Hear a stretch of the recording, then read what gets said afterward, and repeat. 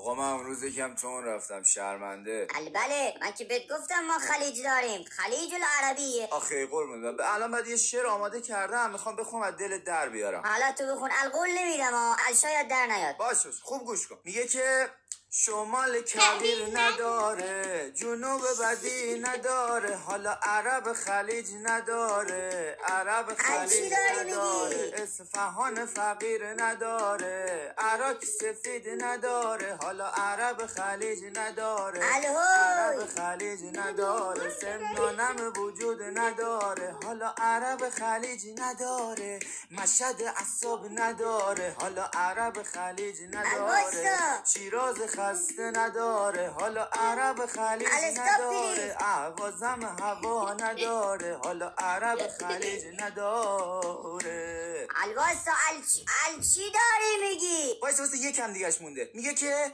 اردبیل گرما نداره، گیلان برنج نداره، حالا عرب خلیج نداره، عرب خلیج نداره، تهران آلودگی نداره، حالا لایک فراموش نشه.